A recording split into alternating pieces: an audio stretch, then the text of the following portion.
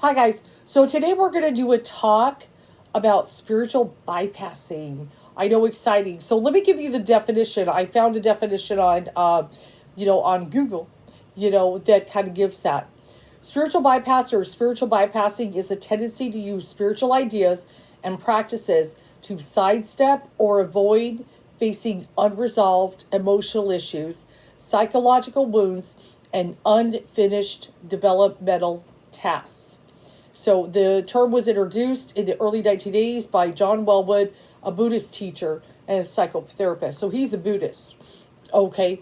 So when we go on the spiritual path, I've got some cards I wanted to kind of show you. What do we kind of look for? One of the things is we look for inspiration. We want to be inspired and so forth, and we want to feel good. Of course, we want to feel good. And we want to connect with our passion.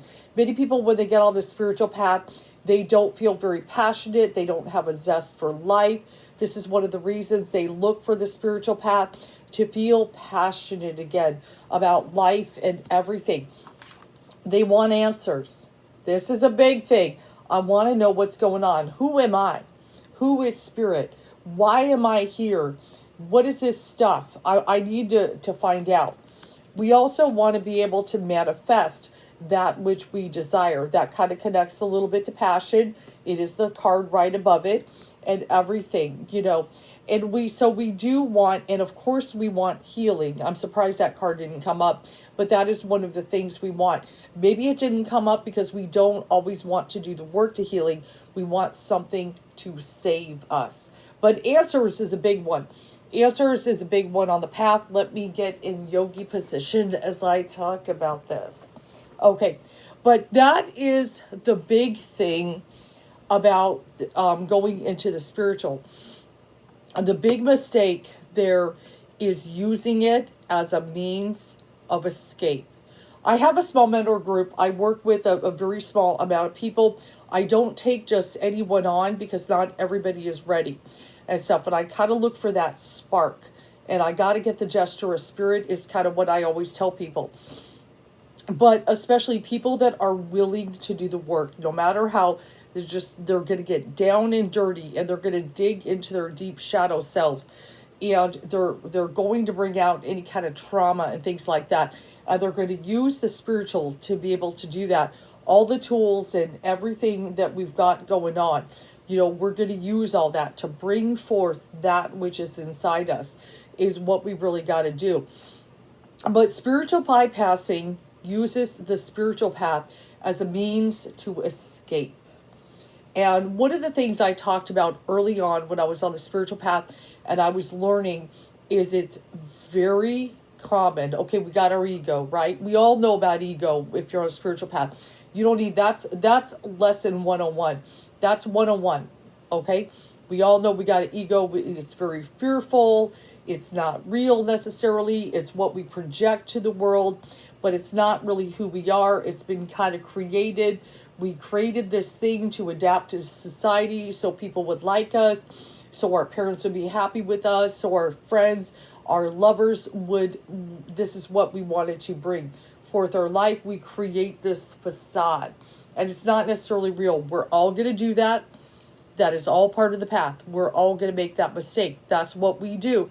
We were kind of molded and shaped into this, and we almost couldn't help it. But then we look, maybe we have an awakening or whatever, or maybe we think we awaken. Some people think they have. That is totally fine too. That's okay. That's okay. So what people do is they begin to formulate a spiritual ego.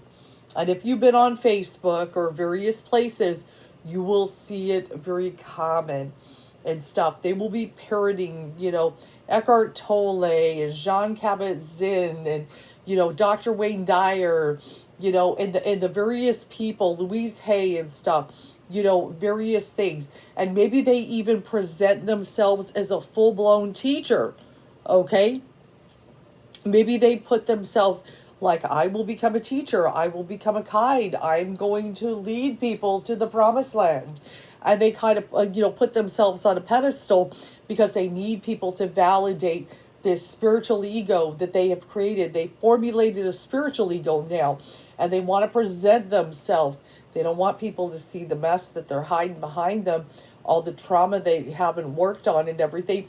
But if people will validate this spiritual ego, then everything is cool and everything like that.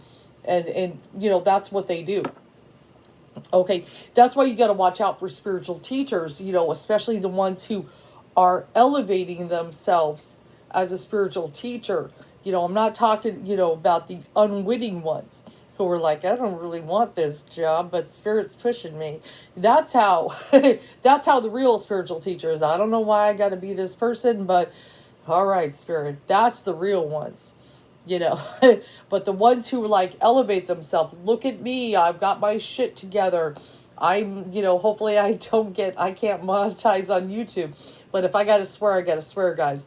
But, they will elevate themselves all high, and they want little worshipers and things like that, because they need people to validate this spiritual ego. That's spiritual bypassing. Okay? When it's not real. Okay? The thing is this, if you're creating a spiritual path and you're using spirituality as an escape, and your life is a mess and everything because you can't handle your physical world, that is a huge mistake, and that's going to be your downfall. Because when, it's just like trying to walk on water. Okay, you're trying to walk on water here, okay? Every time you try to walk on water, you sink and you wonder why. Maybe I don't have enough faith. I'll keep working on it. Come on, man.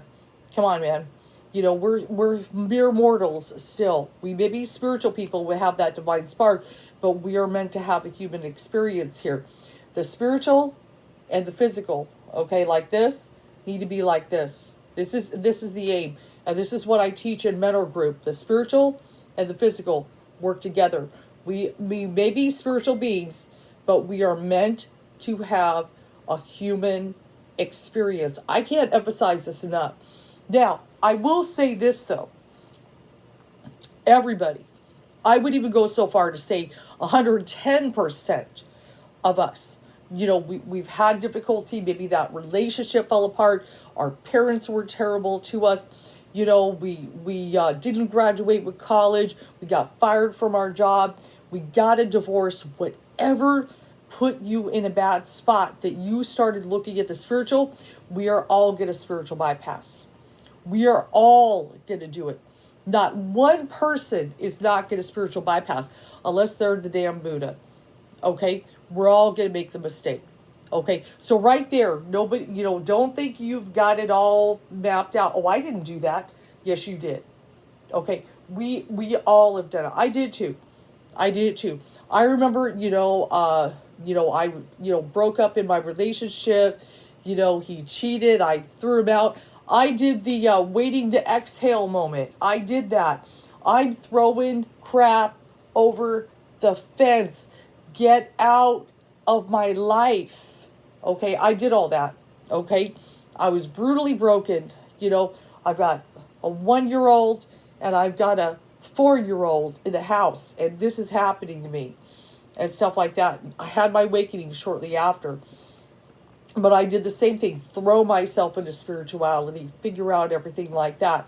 But as I was doing the spiritual path, and then inevitably I started throwing myself into the unique spiritual path, all this stuff, the tarot, the oracle, and the astrology, and I'm going to do meditation, and I think I'll start chanting these mantras and reading the stories of the Buddha and even Jesus, and, various things, to read the Eckhart Tolle, and the Louise Hay, and the Wayne Dyer, and the Jean Kabat-Zinn. I did all that, okay? Reading that. I'm going to start practicing magic, and I'm going to learn how to work with the pentagram, and do this, but do the grounding, get the crystals, all that stuff. Okay? But one of the things is, as I was doing that, at the same time, my whole life is a mess. Okay? My whole life is a mess. Okay? So we're all going to do it. So do not, and I don't want you to feel bad about it if you do it. And if you're doing it right now, I do not want you to feel bad that you're doing it. That is okay. We are all going to do it because it feels damn good. Okay? It feels good. and we're just trying to better ourselves on the path, okay? We're just trying to better ourselves. But inevitably, the way it works, it all starts pressing. That's one of the things we learn. And good thing I read some Carl Jung, okay? Good thing I read about Carl Jung and I started dwelling in that area and getting to know, okay, I got a shadow self here, okay, I got to deal with and stuff like that. I got to deal with the childhood trauma, and face that. I'll tell you a story. I found my teacher, a few years after my awakening, and that was working on the shamanic journeys and various things we did, really digging, getting into the Toltec path, the Carlos Castaneda, which is another, big thing as it is. But I remember one night I had a dream, and my mother was by the bathroom and this and that in my old house, my childhood home. And, she's kind of like on her knees and kind of crying this, that. And I look into a tub. It's like almost like one of those doctor bins, like you would, clean things in and stuff like that. And there was like dead black cats in it and everything, and I was very traumatized by this dream, when I woke up. And I remember I wrote about the dream and stuff in the group, and I was talking to my teacher about it. And he started pushing me real hard about that dream. He knew it was really important. And it's like, I don't want to face it. I don't want to face it, what this dream means. But what it had to do with is this. There was an incident in my childhood. I remember I was in my bedroom, and in that same spot in the bedroom, my mother and father had a huge fight. And I witnessed my father hit my mother with his fist and knocked her down. And it was in the same exact spot right in front of the bathroom as she fell down. And so anyway, so I'm at the door, I come to the door after he had got out of the way, and I'm begging my mother, come in my room, as if I could rescue her. Come in my room, Mom, please, come in my room, come in my room. And I'm totally bawling. And she's crying. She's like, no, I can't. It's okay. And stuff like that. So that incident, with her there at the bathroom and me seeing these dead cats, and things like that, was a major childhood trauma moment. My teacher knew it as soon as I had the dream. It's not just one of your dreams, this, that, dumb dream, whatever. This is a major one, and you need to face it. And that's what you do on the spiritual path, okay? When you're working on the spiritual path, these things are going to come to surface. And you can't spiritual bypass these moments, okay, guys? You can't spiritual pass these moments. You've got to face them, because that's part of spiritual growth. So now as I'm older, my parents are passed. I've forgiven my parents for the various trauma, and things like that, and everything. So I'm in a better place. Of course, if I look back at that memory, no, I can look at it at a different angle. I'm older and I'm healed, but looking at it in that moment when that dream hit me is very traumatic. But those were things that I worked on facing. I'm very fortunate I had somebody to guide me through dreams like that and experiences like that to get there. But not everybody has that. Not everybody has that. And it's super hard to do on your own.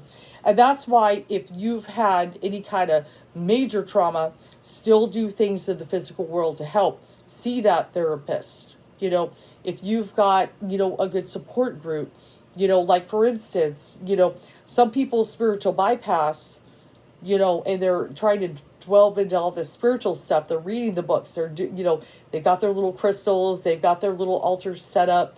They're doing all the things. They're meditating, but they're still doing drugs. Okay, they're still drinking, a 6-pack of beer, or maybe maybe they've got an addiction to pot, or, various things that maybe they've got an addiction to opiates, okay, and things like that. So the two are not working like this together, okay? They're really in opposition, and they're going to clash. Okay? So, that's one of the big things. I saw another thing in here. Let me go ahead and read. Psychology Today had a real good article. Okay, there it goes. Where is their little points here? It was a pretty good article, though. Let me see if I can find, where is their list? Okay, it says emotional bypassing, but spiritual and emotional, it's pretty much the same thing. Not focusing on the here and now, living in a spiritual realm much of the time. That is true. And I made that mistake because you know what? I didn't want to deal with, you know, that experience, right? That's one experience I didn't want to face. Okay, so living in a spiritual realm, everything's all great, this and that, you know, overemphasizing the positive and avoiding the negative. Now, let me talk about that a little bit there.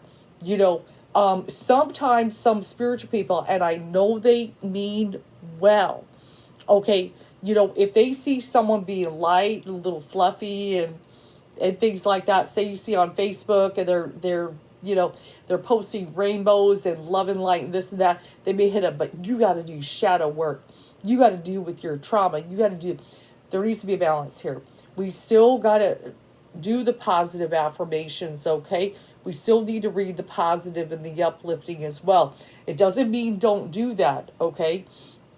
It doesn't mean don't do that at all. There needs to be a balance. Is that what we learned with yin and yang?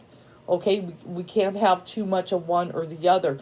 We're never going to be a perfectly balanced, probably 100%, but we still want to get there as much as possible. So we can't go too dark either, but also we can't live in the light totally, or else you know, just like we talked about the shadow is going to press on that, okay? So we need a little bit of both. We need a little bit of both. Some people get so extreme, you know, that's all they talk about is the dark, dark, dark. And that's going to put people in a dark place. And I've seen it, you know, they wear all black, they wear the dark makeup, they just live in the dark, you know, they're only dealing with the dark goddess, you know, just various things like that, you know, so there's got to be a balance. Being self-righteous about the concept of enlightenment, that's what I was talking about, okay? Like as far as people, I have seen them go up on a pedestal and try to be a spiritual guru, okay? You know, they try to be, I know everything, I'm so enlightened, this, that, follow me. And they need that love and adoration and people validating their enlightened selves. And I find the concept of enlightenment silly nowadays. That's one of the things I remember talking to my teacher about enlightenment. And he's like, the concept is silly, the journey is endless. Now, you know, just that you reach some end, that you know everything. You know, that's why Zen undermines a lot. Walk up the mountain, okay? You reach it, you have your moment, then you come down the mountain. Okay? It's as simple as that. Chop wood, carry water, right? That's what they say, chop wood, carry water. It's not going to be some, woo, and I'm a deity, okay? Being overly detached, okay? Overly detached, that's true. You know, like and that is a big thing in the spiritual community, talking about attachments. But we talk about unhealthy attachments, but detached from reality.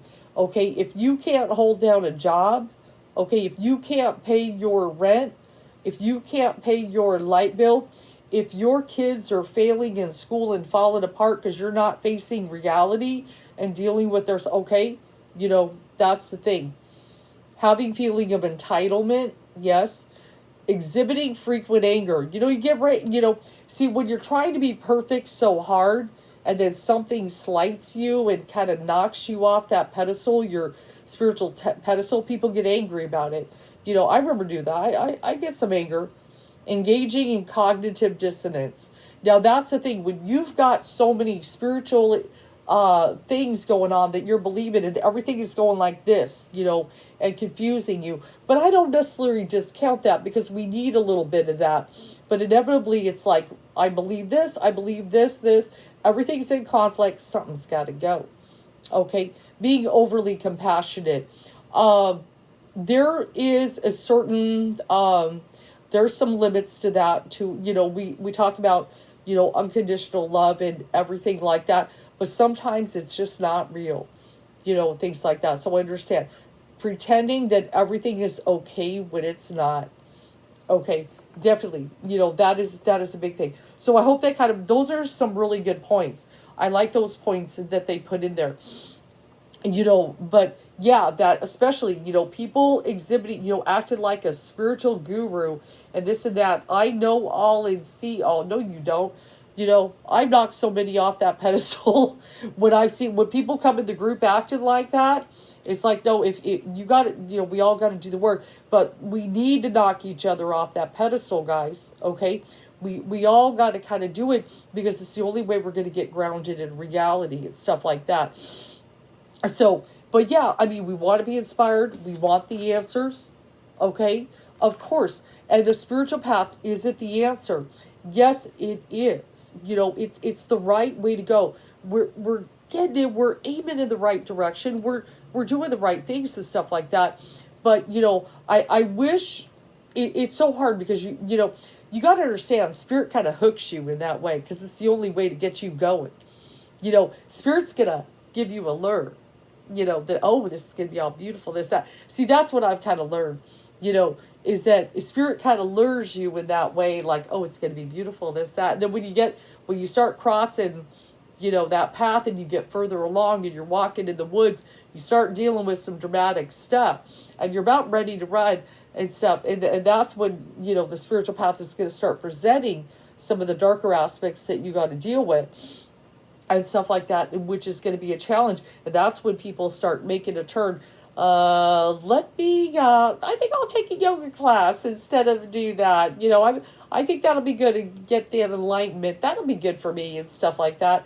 We got to be careful with that. It's like face those stuff. But I still, like I said, there's also the extreme, when people are trying to throw everybody into the dark side. I know they mean well when I see it. I know they mean well. But at the same time, it's like, that's not the answer either, guys.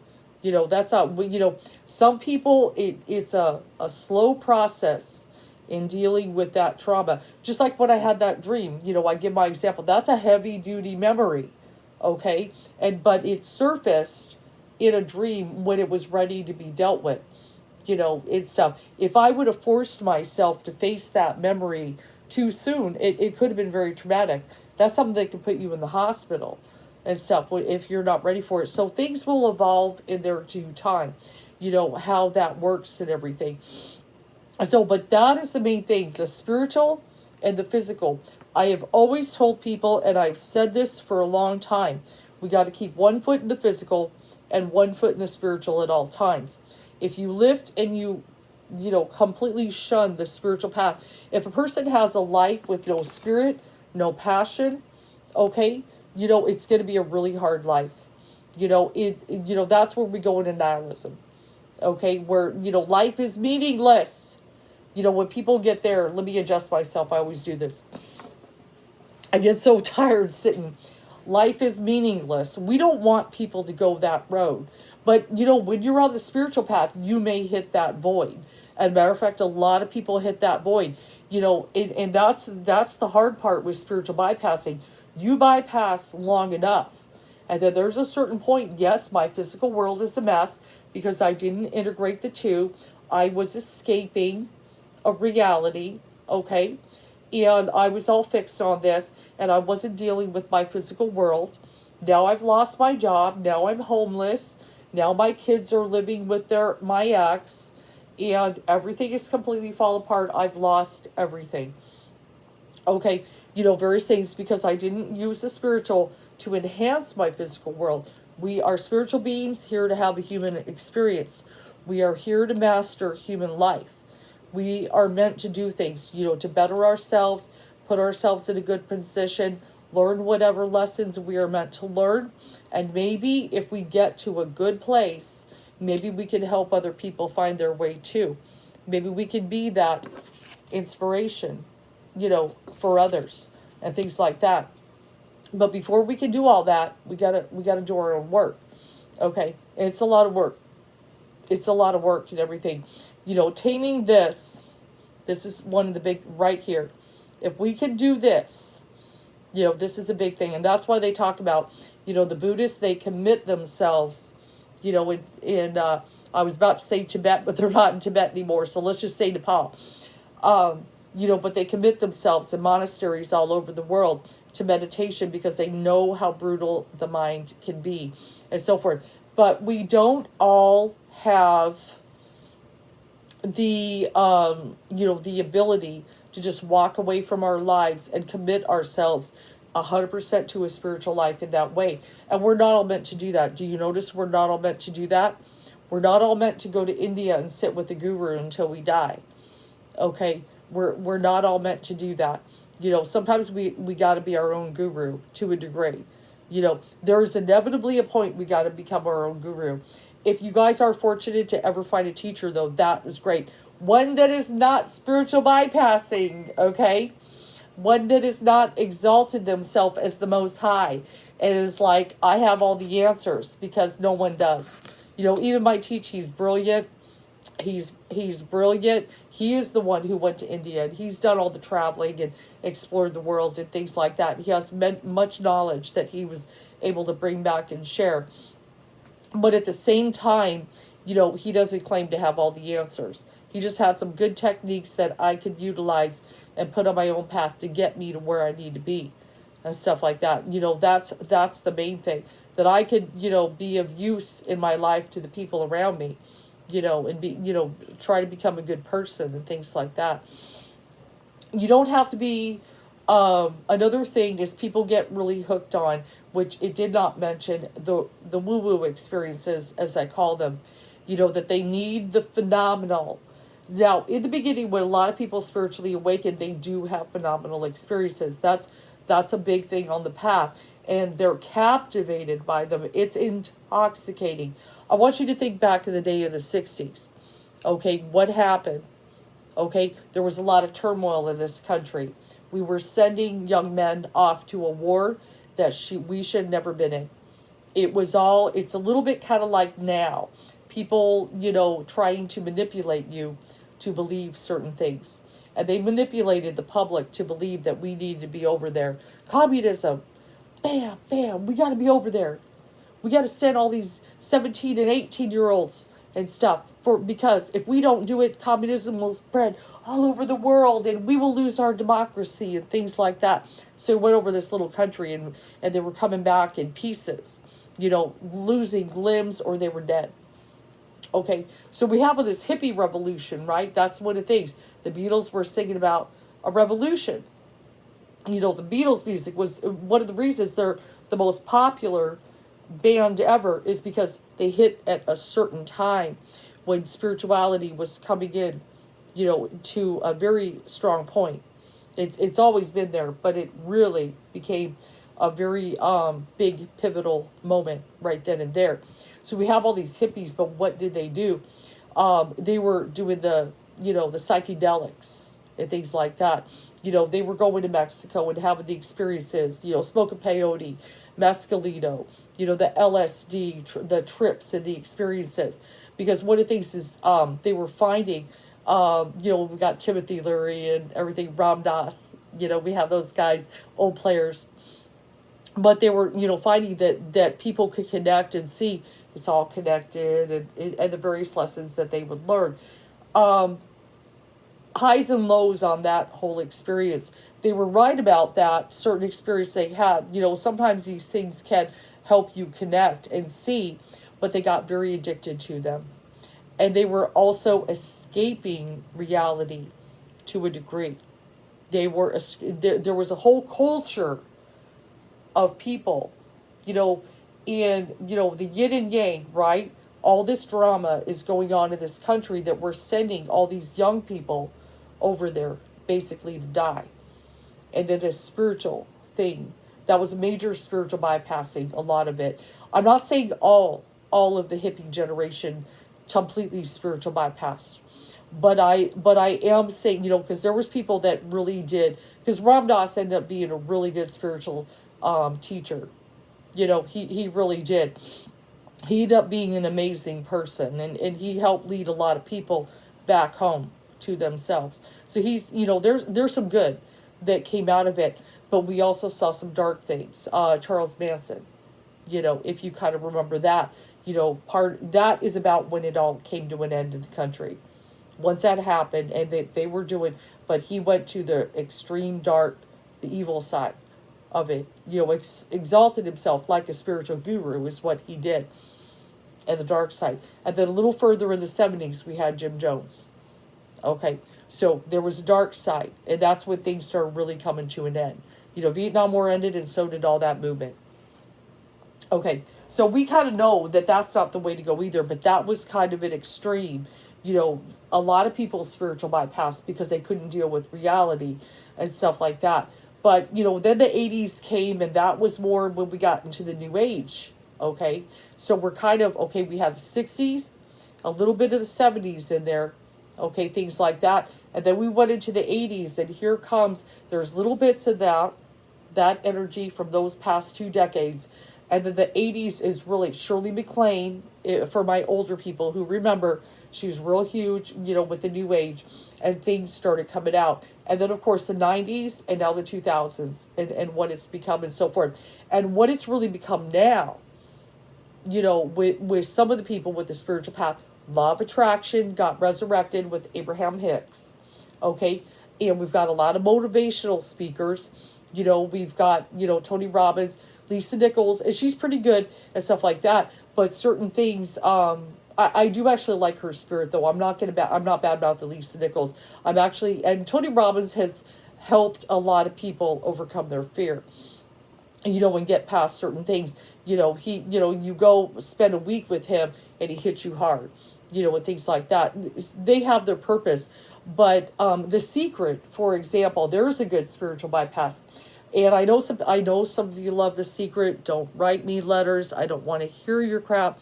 But one of the mistakes that the Secret made, latching onto the law of attraction, is when it came to manifestation. And see, notice the manifestation card came up. This is a big thing nowadays. You create your own reality. If I sit here real hard and I set my intent and things like that, I can have a Corvette show up in my driveway. I can do it. And if it doesn't happen, if I don't have that pop up in a month, if the universe doesn't lead me to it, I must have been doing something wrong. I didn't believe hard enough. Okay, so, but The Secret, some of the teachers later, about a decade later, from that started answering, that one of the things they did make the mistake is they were like, they had that, law of attraction, connect, intent, all of this stuff, but you got to work for it too. You still got to put in some effort. Okay, there we go. Because you always should have said that. But one of the ways they got rich is selling you the law of attraction. Okay. So that has become an escape too. And that's, part of the thing, is just, latching on to some of these trends, I could say, when it comes to spirituality. And I guess because I'm Capricorn, I always lean back when I talk about that. Sometimes I like to look at the old stuff. I do pay attention to new things as well. I do pay attention to new things. But I do also like to go with some of the old school, is real important. Like, don't forget those, those old seers and those old lessons, that they would teach and stuff like that. What is the answer, though? Is really, if your physical life is about, it's just very simple right here and now. Where is your physical life right now? I want you to kind of look around and answer that. Have you got it all together? Did the spiritual path help you get your shit together? Okay. If it has, and you're in a good place and everything, yep, I'm holding it out a good job. I've had it for a few years. Everything's going good. I'm a manifester. I've been able to manifest some good opportunities. Is your family life good? Are the kids well? Are they doing good in school and things like that? How is your relationship with your kids? Is everything going good with that? Yeah, everything, if everything is kind of balancing out and working for you. I'm not saying you have to have, a great 401k. That has nothing to do with anything. But what I'm talking about is if you have control over your life, okay? If you've got a handle on it, just like my Chariot card in tarot, have you grabbed the reins to take control of your life? Have you got it? Is the spiritual and the physical working together as a unit so you are stable? Are you stable in your core? Okay, are you stable in your core? You're not getting all depressed to the point you can't get up and go to work in the morning and things like that. How is it all balancing out? And also, do you put on a facade for other people that you got it together but you really don't and you don't want them to see? Okay, that's the major stuff. But yeah, you don't have to be rich and powerful or anything like that. It doesn't mean you have to be all that. And I know some of the spiritual teachers, they're doing well. They've got everything they want. They found it. And that great for them. I'm happy for them. You don't have to live in a big fancy home. You don't have to be driving a nice car. But are you content with your life? Are you happy? Are you grateful? For what you have and everything. Are you at peace? Are you at peace with everything? When you, no matter what, spiritual bypassing, spiritual, whatever you present to the world or this and that, when you stand in the mirror in your bathroom and you look, are you content? Can you face that person and look dead in the eye and be content that I'm doing it? I'm doing it. I work really hard and stuff. And there's always going to be more work to do, guys. Let's pull a few more cards. I kind of, these were some good cards that I pulled and stuff like that. But that's a little bit, what it is about and everything. And it's a tough subject. It's a tough subject. But yeah, you got to watch. There's a lot of spiritual gurus, like say on Facebook. You'll see them, go to Lightworkers of the World. You'll see all kinds of them. Okay?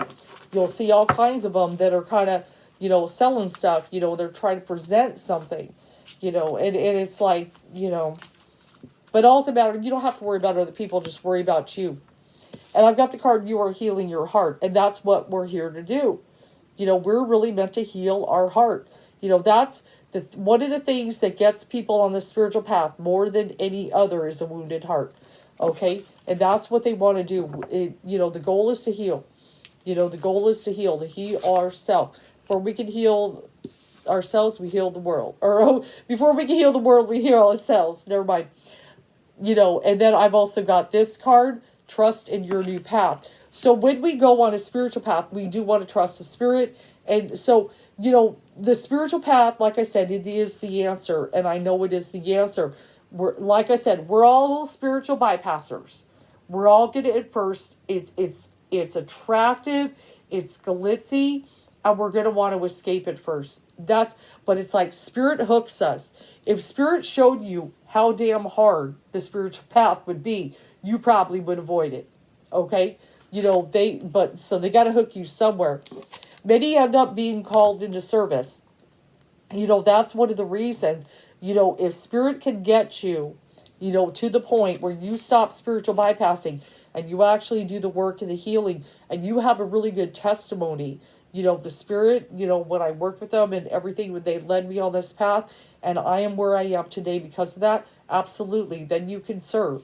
And that's one of the things, spiritual guru, this, that, and everything. It's like, I'm just a guide. I'm here to serve. I'm here to serve spirit.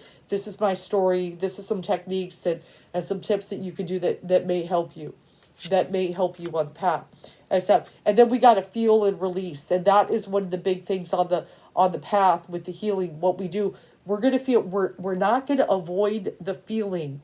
We're not going to avoid the trauma and the hard crap. We are here to feel it.